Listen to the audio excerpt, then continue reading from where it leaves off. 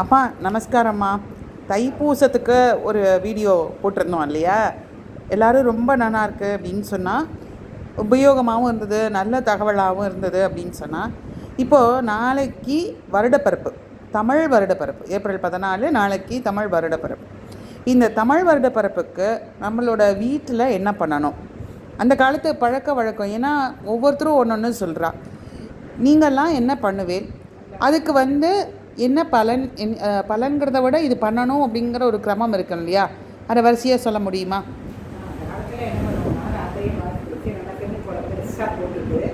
அப்புறம் ஊரில் போய் பெருமாள் இடத்த பெருமாளையும் செஞ்சு போட்டு நல்லா படிச்சு போட்டு பெருமாளுக்கு பூவெல்லாம் சாத்திட்டு பழங்கள் முக்கணிகள், அதாவது பலா, வாழை, மாம்பழம் எல்லாத்தையும் வச்சு அவசரம் பண்ணுறதுலாம் ரெடியாக வச்சுட்டு ஒரு கண்ணாடி வச்சு, கண்ணாடி வச்சு, சின்ன கண்ணாடி அந்த மாதிரி பெரிய கண்ணாடியாக இருந்தாலும் வச்சுட்டு அதுக்கு நம்மகிட்ட இருக்கிற நகை ஏதோ ஒரு நகையை போட்டு ஒரு கப்பில் 10 ரூபா மட்டும் 2 ரூபா மட்டும் வச்சு சில்லறை காசு வச்சு எல்லாம் ரெடி பண்ணிவிட்டு எல்லாத்தையும் படுத்துக்கணும். காத்தால எழுந்து குளித்தாலும் சரி, சில வழக்கங்கள் இருக்குது. அப்படி ஏற்று பெருமாள் சேவிக்கணும்.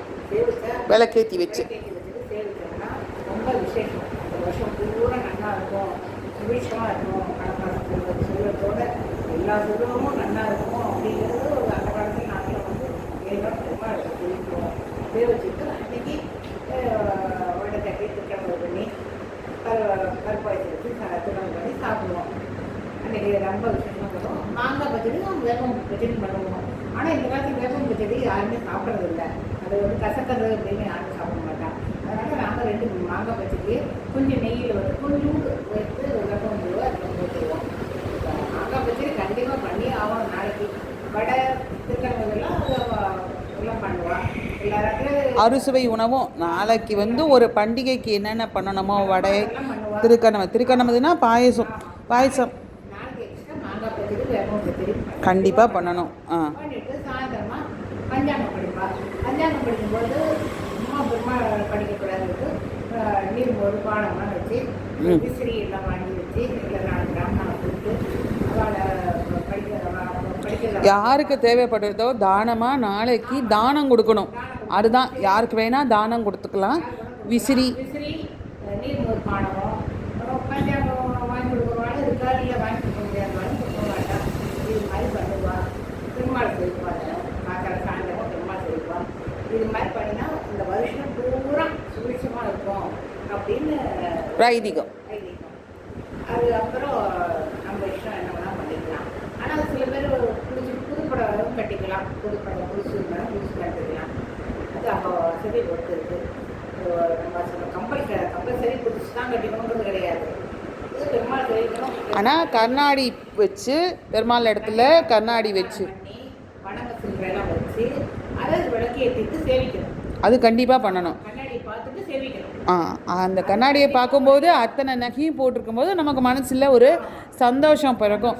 ஆக நம்ம நல்லா இருக்கோம் அப்படிங்கிற ஒரு எண்ணம் வரும், பாசிட்டிவாக நடக்கும். அதனால் இந்த வருஷம் நம்ம முழுசும் நல்ல சந்தோஷமாக இருக்கணும், சந்தோஷப்பட்டுக்கணும். ஓ சரி. இந்த அறுசுவை இனிப்பு, உவர்ப்பு, தூப்பு, காரம், வாழ்க்கையில் என்னென்ன வருது, கசப்பும் நம்ம ஏற்றுக்கணும், துவப்பும் ஏற்றுக்கணும், சந்தோஷத்தையும் ஏற்றுக்கணும். அதனால தான் நாளைக்கு எல்லாமே பண்ணி சாப்பிடணுங்கிறது. இனிப்பு எல்லாமே சேர்த்துக்கணும், கசப்பும் சேர்த்துக்கணும், இனிப்பும் சேர்த்துக்கணும், துவப்பும் சேர்த்துக்கணும். வாழ்க்கையில் எல்லாமே மாறி மாறி வரும், ஒரே மாதிரி இருக்காது. அதனால தான் நாளைக்கு எல்லாமே சேர்த்து. ஆனால் நாளைக்கு வெங்காயம், இந்த பண்டிகை தினங்களில் வெங்காயம் பூண்டு சேர்க்கக்கூடாது. எப்பவுமே நம்ம சாப்பிட்றது கிடையாது. இருந்தாலும் விசேஷமான நேரத்தில் சேர்க்கக்கூடாது. நாட்டுக்காய்கள், வாழைக்காய் அந்த மாதிரி பண்ணிக்கலாம். மாசப்பருப்பு வேறு நாளைக்கு தர்ப்பணம் உண்டு. அதனால வாழைக்காய், பூசணிக்காய், கரைக்காய் அந்த மாதிரி சமைச்சு நாட்டுக்காயெல்லாம் சேர்த்து பண்ணிக்கலாம். ஓகேம்மா, ஓகே. வாழைக்காய் பண்ணியே ஆகணும். இப்போ சாயந்தரம் பஞ்சாங்கம் படிக்கணும். எனக்கு பஞ்சாங்கம் படிக்க முடியலன்னா அந்த தினசரி கேலண்டரில் இருக்கக்கூடிய அன்னைக்கான திதி என்ன, அன்னைக்கான நல்ல நேரம் எப்போ, யோகம் என்ன, கரணம் என்ன, அதை படிக்கணும். விசிறி அந்த விசிறி அந்த காலத்தில் ஏன் கொடுத்தாலும் வெயில் அதிகமாக இருக்கும், யூஸ்ஃபுல்லாக படிக்கிறது இல்லைன்னா கேட்கவாது கேட்கணும்.